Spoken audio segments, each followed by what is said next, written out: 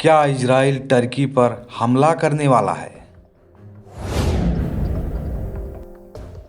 क्या दुनिया में शुरू होने वाली है एक और बड़ी जंग? दोस्तों, हाल ही में टर्की ने इजराइल को एक बहुत बड़ी चेतावनी दी है कि अगर इजराइल ने हमारे ऊपर हमला किया तो हम भी इसका भीषण तरीके से जवाब देंगे, जिसकी कभी इजराइल ने कल्पना भी नहीं की होगी। अब आपके मन में ये सवाल जरूर आ रहा होगा कि युद्ध तो इजराइल और हमास के बीच हो रहा है, फिर टर्की ने इजराइल को धमकी क्यों दिया? आखिर इजराइल टर्की पर क्यों अटैक करने वाला है और टर्की ने इतना स्ट्रॉन्ग रिएक्शन क्यों दिया है? आखिर इसके पीछे का कारण क्या है पूरा मामला? आज हम जानेंगे इस वीडियो में, बस आप बने रहिए वीडियो के अंत तक। दोस्तों, हम सभी लोग जानते हैं कि हमास एक मिलिटेंट संगठन है जो गाजा में रहता है, जिसके साथ इजराइल का युद्ध चल रहा है। लेकिन हमास के जो टॉप लीडर हैं वह गाजा में नहीं रहते हैं, क्योंकि अगर वे गाजा में होते तो इजराइल एयर स्ट्राइक करके उन्हें अब तक खत्म कर चुका होता। लेकिन वे लोग गाजा से बाहर रहते हैं और वे हमास संगठन को वहीं से ऑपरेट करते हैं कि गाजा में जो हमास के लड़ाके मौजूद हैं उन्हें क्या करना है। इसलिए इजराइल उन्हें मारना चाहता है।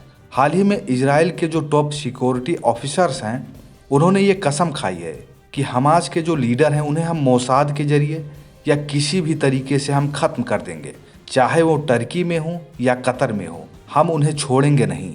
उसके बाद टर्की ने कड़ा रिस्पॉन्स दिया है कि अगर हमास के बहाने हम पर हमला हुआ या हमारी धरती पर अटैक हुआ तो हम भी इसका भयानक तरीके से पलटवार करेंगे। दरअसल हमास का टर्की और कतर के साथ अच्छा संबंध है। टर्की इनडायरेक्टली हमास का फाइनेंशियल और हथियारों की मदद भी करता रहा है, इसलिए ये संभावना है कि हमास के लीडर टर्की में हो सकते हैं। सवाल ये है कि टर्की हमास के लीडर को क्यों बचा रहा है?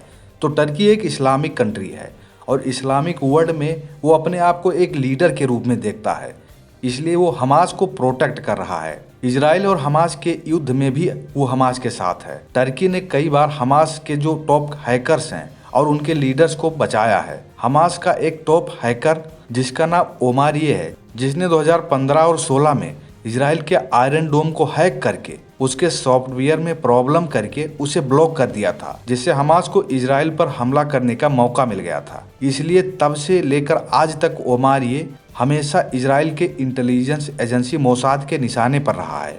लेकिन टर्की की एक इंटेलिजेंस ऑर्गेनाइजेशन MIT है, जिसने पिछले कई सालों में कई बार ओमारिये को मोसाद से बचा रखा है। मोसाद ने कई बार इसे मारने की कोशिश भी की है, लेकिन टर्की ने इसे हर बार बचाया है। अब अगर मोसाद को हमास के लीडर और ओमारिये को खत्म करना है तो ये भी हो सकता है कि रातों रात इजराइल अपने फाइटर प्लेन से टर्की के एयर स्पेस में घुसकर जहां पर हमास के लीडर और ओमारिये हैं वहां पर एयर स्ट्राइक करके उन्हें खत्म कर दे और बाद में कहे कि हमास के लोग वहां पर छुपे हुए थे, इसलिए हमने ये किया। लेकिन हम आपको बता दें कि टर्की एक नेटो कंट्री है और इजराइल नेटो में नहीं है।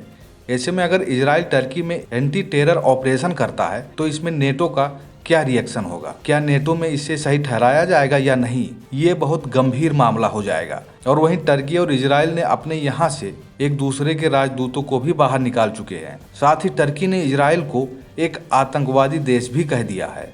अब देखना यह है कि क्या सच में इजराइल हमास को खत्म करने के लिए टर्की पर कोई ऑपरेशन कर सकता है? अगर ऐसा हुआ तो दोनों देशों के बीच स्थिति बहुत ही गंभीर हो जाएगी, जिससे दुनिया में एक और जंग की दस्तक हो सकती है।